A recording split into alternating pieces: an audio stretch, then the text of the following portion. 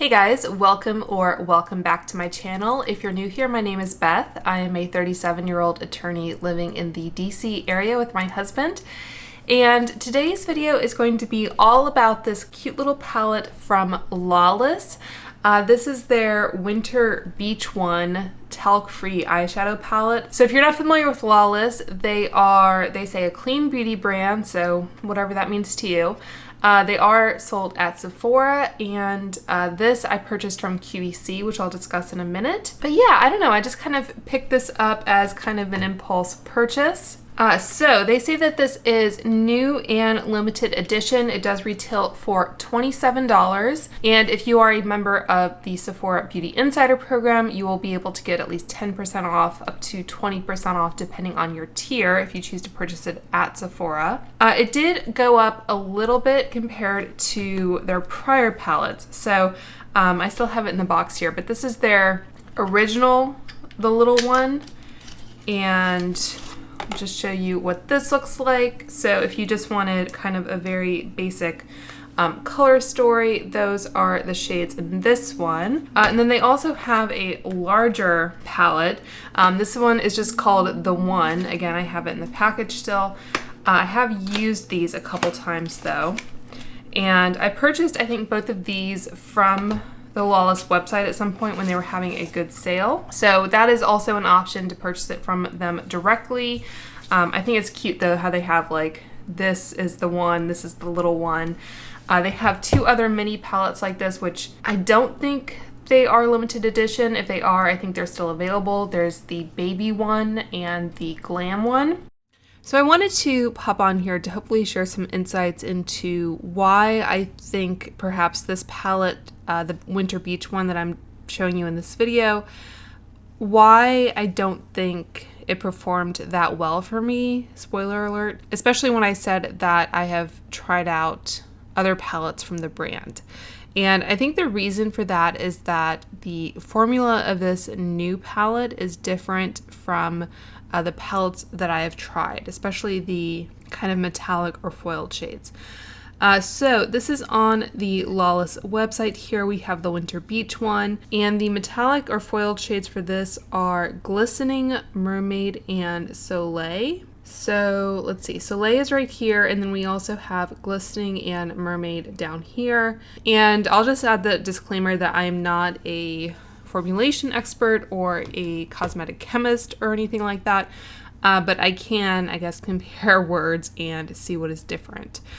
So if I look at the Sephora website here for the little one and the metallic shades in this palette, and these are just called metallics. The ones, the naming of this palette makes it difficult to talk about. But anyway, the Winter Beach palette, they are called foiled shades and not metallics. But here we have, let's see, Luster and Bonfire. So there's Luster and there is Bonfire. And a couple things I noted. Again, this is the smaller of the two palettes that I already had. So this one, for example, has like olive oil in it, and I don't see olive oil in this ingredient list. Like I did a Control F and I didn't find it. This one, I think they both have some kind of coconut derivatives in them.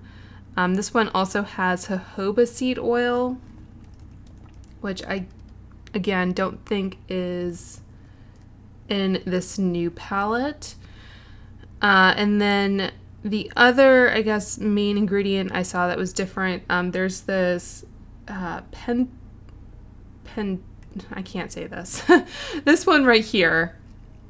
I don't think, let's see if I can,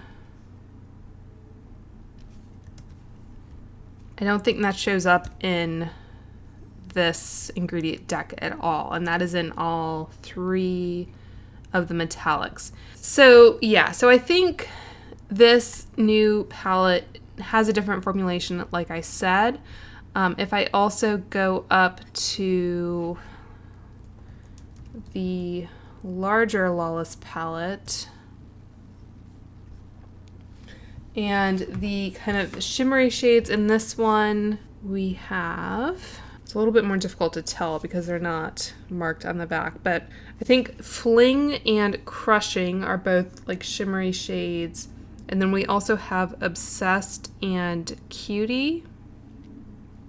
There's Obsessed and there's Cutie. Again, there's olive oil in these and yeah, jojoba seed oil. So I think the formula of those two palettes that I already had are essentially the same. I thought I would also take a look at this Glam one that I mentioned, and I think this formula may be the same as this new Winter Beach palette, but I don't have it to be able to tell, and I am not entirely sure which shades are the metallic ones. I did note that there is the same ingredient here, and I don't see any kind of olive oil or jojoba in this ingredient deck. So yeah, so if you enjoyed this little palette, the Glam one, you may enjoy this palette, the new one, the Winter Beach palette. And just to take a quick look at the other palette that I mentioned, the baby one, this may be discontinued now. I think it was like in an Ipsy box not too long ago. Again, I'm not sure which of these shades are the shimmery ones, but we do have jojoba again, and I don't know if this one had any olive oil in it, so it might be even a different formula. Has some jojoba, but I don't think we had that extremely long word that I can't pronounce. Yeah, I don't see it anyway. Again, I'm not an expert in formulations or anything like that, but I just took a look just to try to explain to myself why I was having trouble with it when I didn't have that kind of trouble with the other palettes. And like, to be honest, the other palettes, like, they weren't the most amazing, especially metallic or shimmer formula that I've ever tried, but I thought they would be serviceable for kind of an everyday look. But the metallic shades or the foiled shades in this new palette just didn't perform in a way that I found easy or attractive. And I don't know if the camera really did it justice in terms of what I could see in person, but I think my biggest complaint with these metallic shades is that they ended up making my lids look kind of scaly, which is not a look I find particularly attractive. And I have tried plenty of like eyeshadow topper formulas, like from Pat McGrath. I was just swatching the new Mario palette in store today, so I kind of know what a good topper shade is like. And I don't think these are intended to be topper shades either. I just think they're kind of really poorly performing foiled shades to spoil the end of this video. So anyway, hopefully that kind of resolves any confusion, and if you have any questions, I'll do my best to answer down below. So this is what the large palette looks like. You can see there are, I think, 18 shades there. And both of these, by the way, do have mirrors as well, and they're magnetic kind of cardboard packaging, nothing too fancy. They have the shades on the back, which I appreciate. These both have a 12-month shelf life, as does... Oh, this one actually has a 24-month shelf life, so that's interesting to see. This is made in the USA. This little one, it says it was made in the USA, but this other one, it says the contents were made in the USA, but it doesn't say if it was assembled somewhere else. And it says clean makeup that doesn't F around on the back, clean AF. So personally, I don't avoid talc in my eyeshadows, but I know some people choose to, so if that is something that you wish to avoid in your cosmetics, then this may be a brand that you want to look into. So the little ones were $25, another $2 more. But what I did is I actually purchased this from QVC because I thought that QVC was going to, I guess, have it first, but then it was on the Sephora website as well. So if I'd known it was going to be at Sephora, I just would have purchased it from Sephora, but I ended up getting this little set from QVC. So it also came with the One and Done Long Wear Volumizing Mascara. So this is, I think, their full-size mascara. So I paid about $36, $37 with shipping for both the palette and the mascara. They say that has a $50 total value. The full-size mascara is $25. You can also get their mini mascara for $15. So I guess they're kind of counting the value of the palette to be $25 for whatever reason. But anyway, this is the tube. I don't think I've tried this before. I will kind of do a full look with it. And I also have their Forget the Filler lip gloss, which I got in like a BoxyCharm. So this has a very interesting little wand here. It's not really my favorite type of wand. I like a more kind of natural style of bristle. And they say that this is, I think, a vegan mascara. It says the one truly clean mascara that does it all. Volumizes, defines, lengthens, lifts, and wears all day. We replaced beeswax with lighter weight lacquer tree and rice bran waxes to keep the lashes visibly lifted, while castor and argan oils hydrate and condition lashes with continued use. All you need is one coat and you're done. So we'll see about that. This side of the packaging almost looks like the kind of Better Than Sex packaging. Yeah, so I will be trying this for the first time, and it's a brand new tube, so I'm not going to kind of, I guess, draw any long-term conclusions about it, but just so you know, this has a 6-month shelf life, like I think all mascaras do really, and it's made in Italy. It is vegan, cruelty-free, clean AF, and carbon black free. I just remember Tati talking about carbon black recently. I don't know if she's tried this mascara. Okay, so in addition to the mascara, like I mentioned, I also have the Forget the Filler. This is in the shade Rosy Outlook. And I just wanted to point out that they also have a holiday kit, a mini Winter Beach lip plumper set. So I guess that set and this is kind of their holiday collection. If you do choose to purchase this set from QVC, it doesn't come in any kind of like special kind of giftable packaging, if that's what you're thinking. I think it was just packaged inside like this little plastic bag to keep it together, and then it was just like in the normal QVC box. So nothing special there. And also the lip plumper set, because I know this is a very popular product, that you get a set of 3 minis, which I think is like half the size of their full size. And the 3 minis are $27. So this is $25 for the standard size, which is 0.11 ounces or 3.3 mil. This comes in 8 different shades. The shade I have is called a Super Sheer Baby Pink. You can also get this shade in a mini for $15, which is almost exactly half of this amount. So you get 3 of those minis for $27. They are 3 new and limited edition shades, which is Bitten, which is a rosy mauve, Blushed Sand, which is a muted rosy beige, and Rose Pearl, which is a rosy nude with a pearl finish. Yeah, I'll try this on at the end as well. I'm not a huge fan of kind of lip plumping products, but I'll apply all the Lawless products I have anyway. And that one does look like it comes in a cute little set. It would be, I think, pretty easy to wrap or, again, stick in a stocking maybe. So I think if you know someone or if you yourself would enjoy that, I think that would be a good buy. So let's get back to, holding it upside down. So let's get back to this palette. I'm sure you're dying to know all about it. So this comes with a total weight of 1.20 grams times 8. So it does look like you are getting slightly more product in this one for your $2 extra.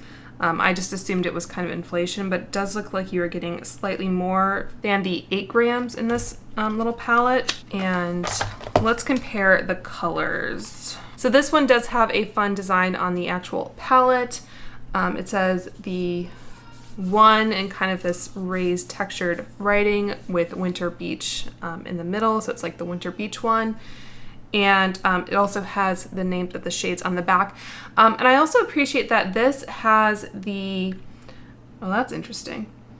On this, I just noticed the actual palette, it says 12 month, but the outer box says 24. So honestly, I mean, your powder products like this are probably going to last you more than 12 months. Yeah, same thing with this. I just noticed. That is very strange. It says 24 months and 12 months. Yeah, this says 12. This says 12. So I don't know. I mean, take that with a grain of salt, I guess. Where was I going though? So I do appreciate that it does have shade descriptions on the back here for what it's worth. I generally prefer that the names of the shades are on the interior of the palette next to the shades, but you know, it's fine. And that is what they look like. So again, we have a mirror. I'll cover that up. And those are the shades. If you cover up those 3 shades, it's a fairly neutral, basic color story, which I think is why, I don't know, I kind of gravitated towards it. I figured this would be kind of one of those easy palettes you could travel with or just grab in the morning before work. You will get kind of a basic look, but sometimes that's all you want. So for today, I figured I could do like more of the blue and green shades on one eye and then do more of the neutral shades on the other. And of course, I'll tell you what they are in a minute.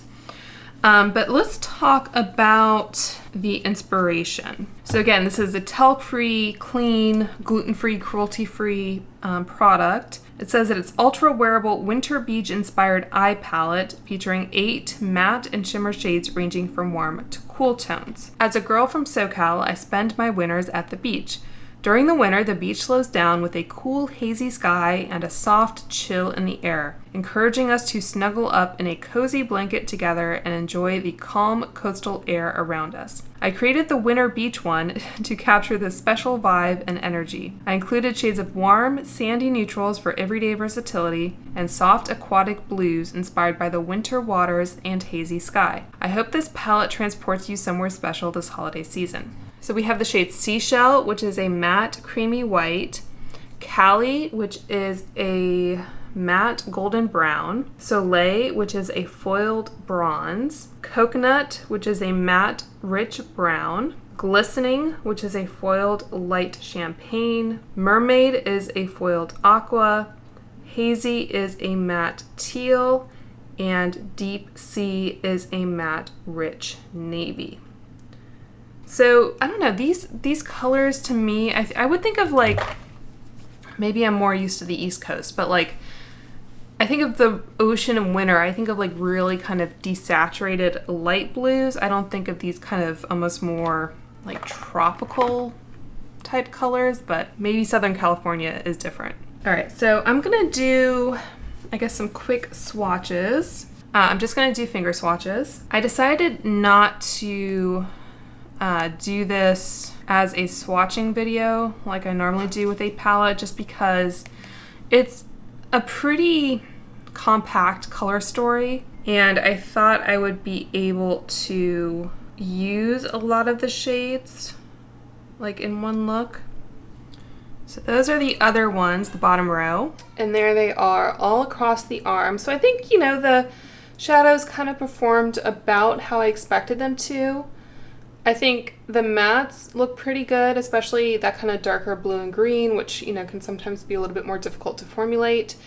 And this is an unprimed arm. That light blue, I'm not sure how like overall pigmented it will be, but we will certainly try it out. I will have, of course, timestamps down below if you'd like to skip ahead to any particular portion. And for the suggested usage, I mean, it was kind of, I think, pretty straightforward. It says use the light shades as a base for seamless blending. Apply the mid-tone shades to the crease. Deeper shades can be applied to the crease as well for a smoky effect. Apply dry as a liner for a more natural look, or apply it wet for definition. So I thought it was interesting that they specifically called out using some of these wet. I'm guessing that's for both the mattes and the metallics. And then it also says to apply the metallic shades with a flat brush on the lid of the eye or with your finger. It looks like there was kind of a tiny bit of shadow that got on the edge, but it's not too bad. And obviously the inner part of the palette has kind of a ocean scene as well. All right, so I'm gonna go in with my Fenty eyeshadow primer. I always use primer on my lids because shadows just crease on me. So I prefer a primed lid. As you saw, the swatches on the arm were with a finger and an unprimed arm. Okay, so this really did have kind of all my basic shades that I look for, which is, I think, one of the reasons I grabbed it. I think I'm gonna kind of start off the same way with both eyes, which is just to apply that matte cream to kind of set the primer. And you know, this works well for me. It's a little bit lighter than my skin tone, but not by much. And I guess I'll start off with the kind of more boring approach. So this is kind of like the day eye, and then we'll do something a little bit more fun on the other. And if you do have a deeper skin tone, like you obviously have that more kind of camel color or this dark brown, which you could possibly use in the same way. So I'm just gonna take this Sonia G Mini Booster into that like little matte tan shade.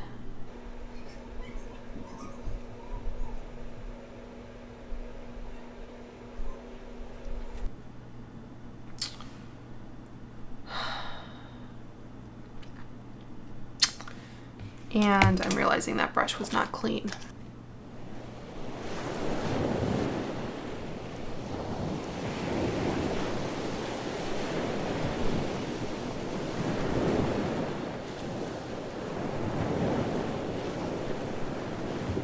All right, let's try that again. Hopefully it's a little better now.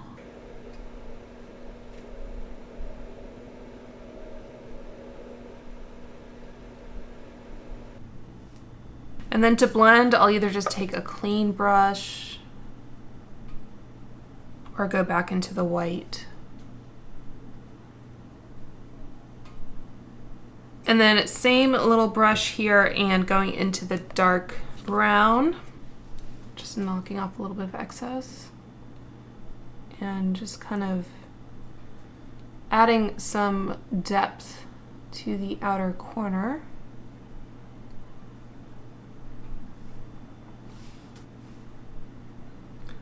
So yeah, not a revolutionary color story by any means, but I think this is a palette that a lot of people could find very useful.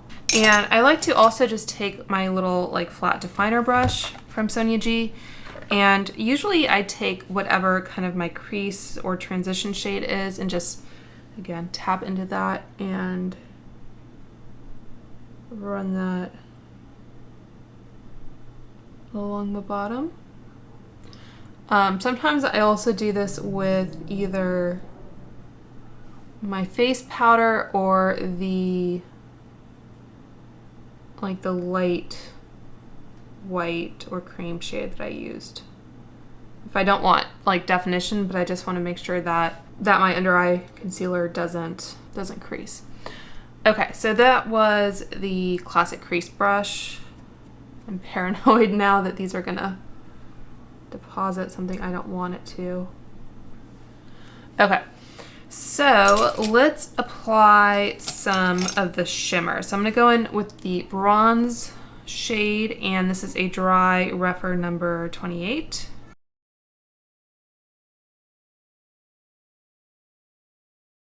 And it looks like a dry brush is probably not how you want to do this unless you have kind of a tacky base or you just want kind of a bare amount of sparkle. And I think I am seeing some fallout as well, so obviously, you know, doing your eyes first is often the best way to avoid that, but whatever. Okay, so using my Tarte Maracuja Mist, going into that shade again. Yeah, it's kind of a flaky one. And even now, like, I can feel the fallout. So I think, I mean, it's always hard for me. I don't know if you can see that fallout there. It's always hard for me because, like I said, I like to set the base because I think it helps the mattes blend better, but just use a finger here now.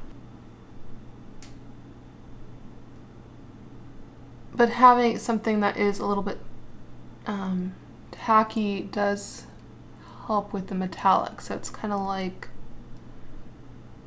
you can try to just, I guess, set strategically, but I'm not sure if that's really the best. And I know you can put on like glitter glues and things like that, but I think the whole point of this type of palette is that, you know, we're talking about kind of an easy thing you can grab that has kind of a basic eye look or for travel.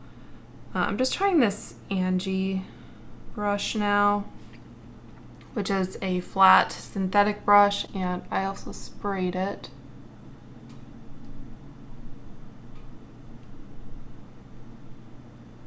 I think that might be working a little bit better than the rougher, which I think that one is a mix of natural and synthetic or just natural. I can't recall. All right, so I'm gonna just wet that again. What I was trying to get at is that with this type of palette and what it's promising,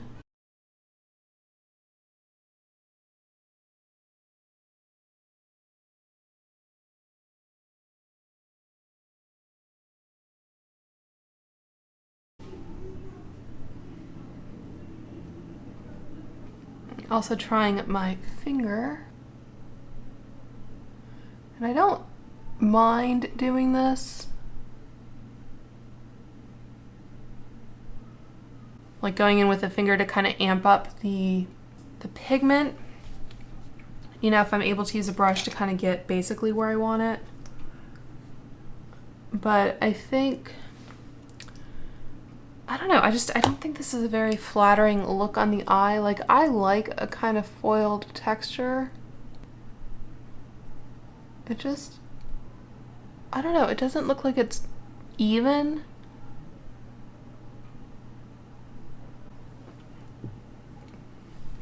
I don't know, let me know what you guys think. I guess a glitter glue could help with fallout as well, but I think I'm getting into like a more fallout than I'm comfortable with territory. I think you can just see reflect. I don't have any highlighter on. I have like the Gucci bronzer and one of the MAC Glow Plate blushes, which is this like cream putty texture, so it's not even like it's a shimmery blush or anything. All right, so far not super impressed. Let's see how we do with this other side. So I'm gonna kind of follow a similar approach, I guess. So I'm gonna take that turquoise on the mini booster and start to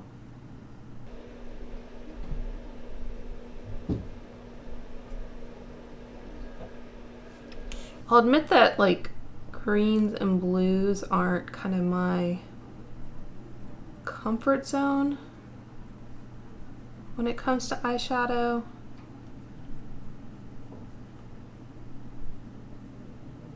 So we'll see how we do here.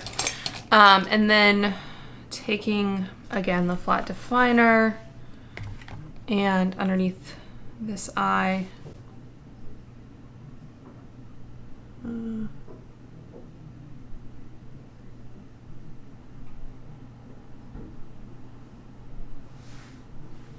I think I want to soften that up a tad, so I'm going to take this rougher number 26 and go into the white shade.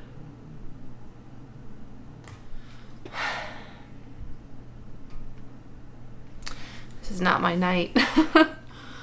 I stopped the camera to tell my husband that I could hear his computer, and I forgot to turn it back on.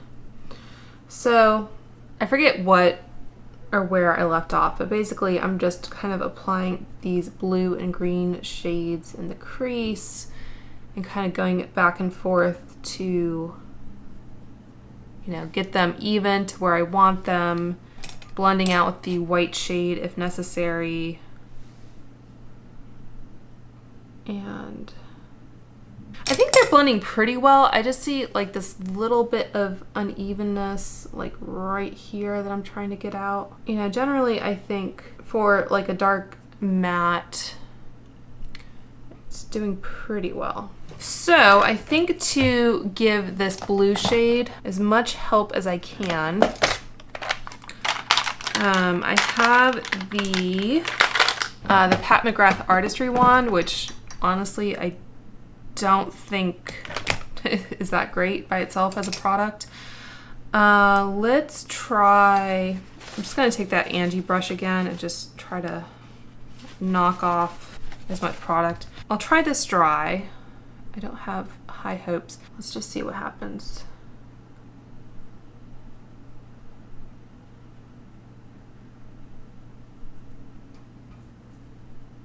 Okay, so I don't think that's doing the most. With some of those shades, like especially the bronze one, it's the type of texture that you can almost see like the brush strokes in it. And just while I'm showing you, you can see there's a little bit of kick up in the pan with those other shades, but nothing I would consider too terrible. Okay, let's try it with this artistry wand. And I'm just gonna kind of go over the center and use my finger on the light kind of aqua type color. Okay. I think that is helping.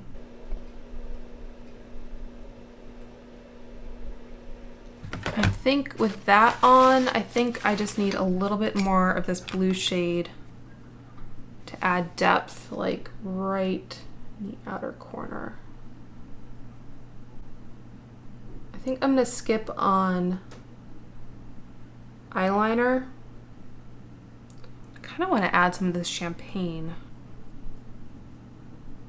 And I am tempted now. I used the artistry wand on the side that was giving me more trouble. I mean, part of the problem with this product is that it does kind of pick up.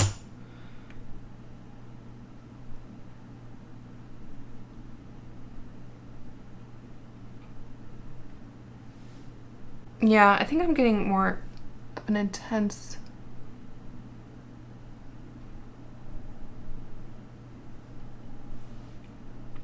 I don't know, now it just doesn't look very even because I added just that artistry wand in the middle. I like the color combination of this. It's very kind of mermaidy. Again, not colors I wear all that often. So I think we've learned from this that it doesn't work the way I like to apply eyeshadow. And again, like I appreciate that having a tacky base seems to have done better, but that's just not, I guess, a step I want to have to take. Going to curl my eyelashes here, and I'll go ahead and apply this to the lower lashes because why not? So I already showed you the wand.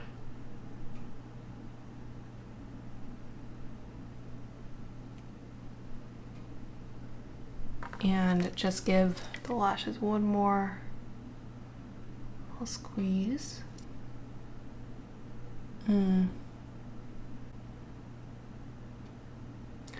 So this has a very kind of like, I don't know, like sticky texture to it. It's very thick. I mean, it is adding volume and length, which I like. All right, so they say one coat, and honestly, I can't imagine trying to get this wand through my eyelashes to do a second coat. It does have kind of a nice, like, flared out look to it, but it does feel a bit like I'm trying to get tar onto my lashes too. And like I said, this is a brand new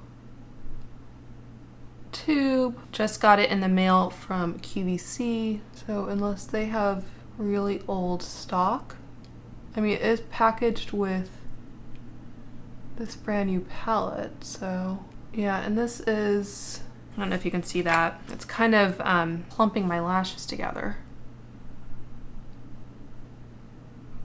which I'm not a fan of.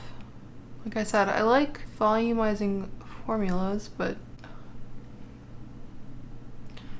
I also like, you know, keeping the look of having more than a few lashes. All right, so that's kind of how things are looking. And I don't know if I left this long enough to Yeah, and like even now, like I think you can see there's fallout there. I mean, not as bad as this cheek, but still. All right, one last product. I think I have tried this before, so I don't think they're really going to be like redeeming themselves. I know Taylor Wynn really loves this product, but that is what the applicator looks like. It's kind of a little, I don't know, reminds me of one of those old bucket seats almost, to kind of hug your lips. So